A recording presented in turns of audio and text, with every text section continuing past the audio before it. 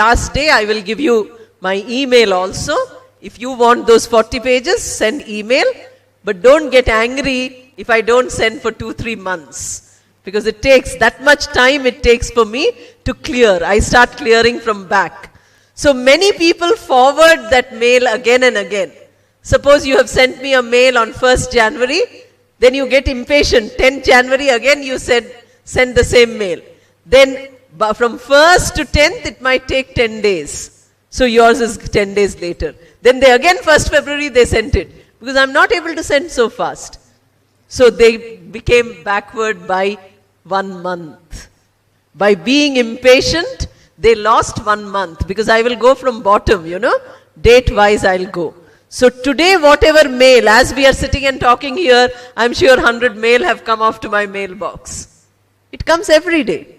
No day any other mail comes except impact mails. But I reply to every mail. For the last many years, I have been replying to every mail, not immediately. So if you want, I can also send. But please remember, if you have even 1 page or 1 paragraph, it is enough to learn excellent English if you know how to use that 1 paragraph, 1 new paragraph per day.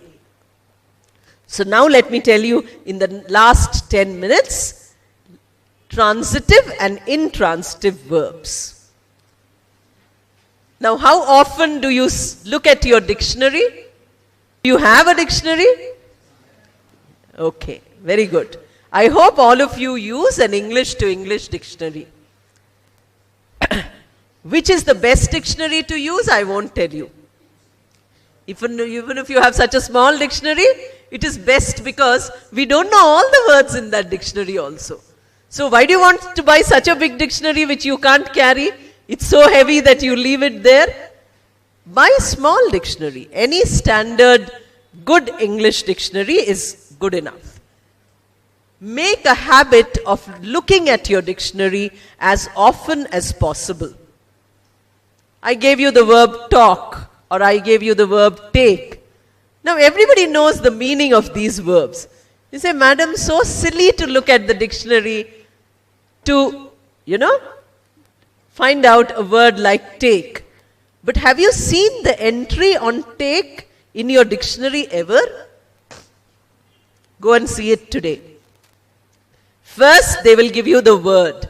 Then they will give you how to pronounce the word. Then they will give you how this verb works. What is its function? Is it a verb, or it is a noun, or it is a preposition? Clearly it will be written.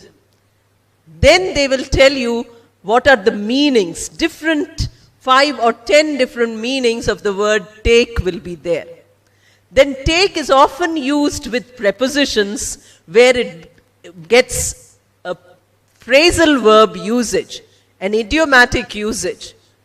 So take off is different from take on. Although the word take is there in both, the dictionary will make a list. Take up is different from take to. Verb is take, but so many differences. Take off we use for an aeroplane, to start flying, to go. Anything which starts well, we say take off. Today's program took off well. That means we started well on the first day. All of you look happy. So I also feel happy. Because what does a teacher want? Wants only smiles of the students. I'm not saying that you should give anything, except that you're learning. That is real good. Take on is, some challenge comes to you. You face that challenge, it is take on. It has nothing to do with the meaning of the word take. New word. So by knowing one word take, by looking at the dictionary, your vocabulary increases by 5 or 6 or 10 words. Have you ever tried? The dictionary is like playing a game. All of you love playing video games and all those games. Nobody plays a dictionary game. So unfortunate. Nobody reads anymore. Nobody does anything which makes you learn naturally. We want to learn artificially. This teaching is artificial grammar learning. This is not good at all. Learning grammar in little forms is very bad. We should learn it naturally.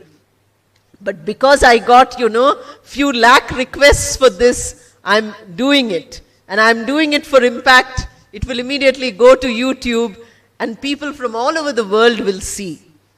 People call up from Brazil at 2 o'clock in the night. I'm fast asleep. They say, "Madam, can you teach? Is it possible to teach at 2 o'clock in the night on a cell phone?" It's not possible. People come from Denmark and saying, "I heard your lecture just now. Did you practice? I gave 1 hour ideas how to practice English. Without practicing, you're calling me, in the middle of the night and saying that I watched it."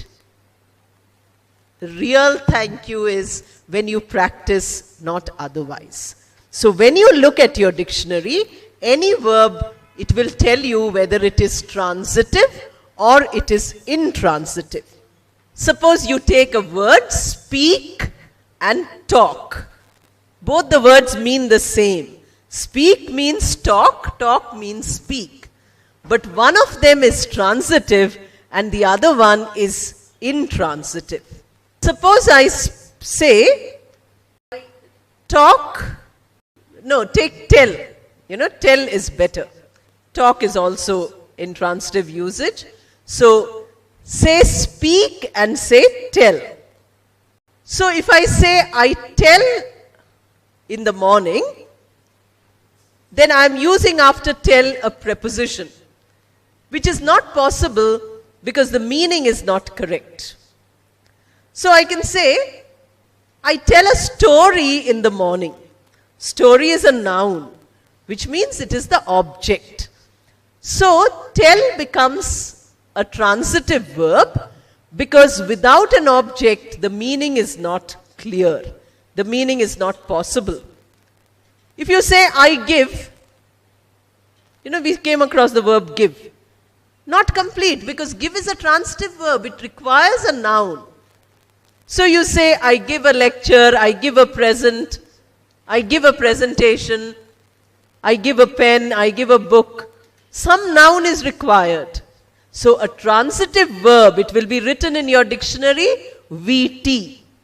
So now make a list of all the verbs you know. Not new verbs. I'm not telling you to learn new things. You know hundreds of verbs in English. Write down. When you read anything, when you come across anything, spot the verb and immediately find out in the dictionary whether it is transitive or intransitive or it is both.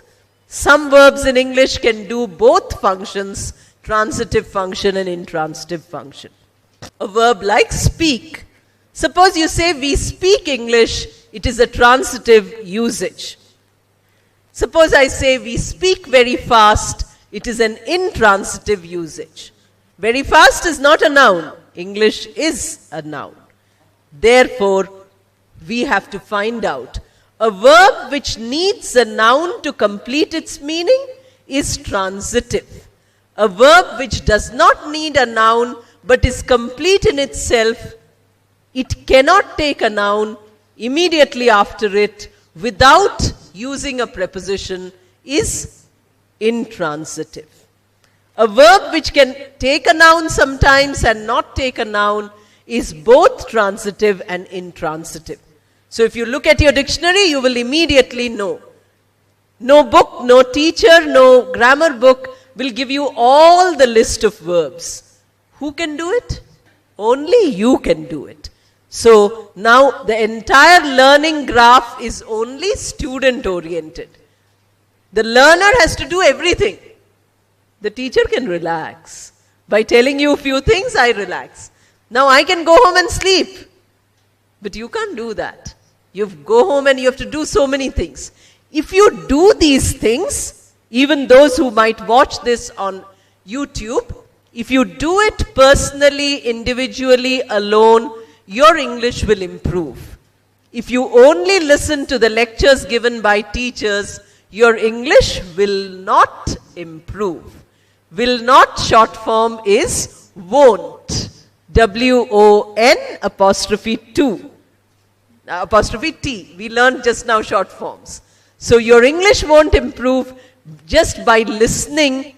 You have to listen and intuit. You have to listen and grasp. You have to listen and take it. If you listen to one sentence, you must produce 100 sentences. Only that way you can learn. So when you are listening, you're gearing up to speak.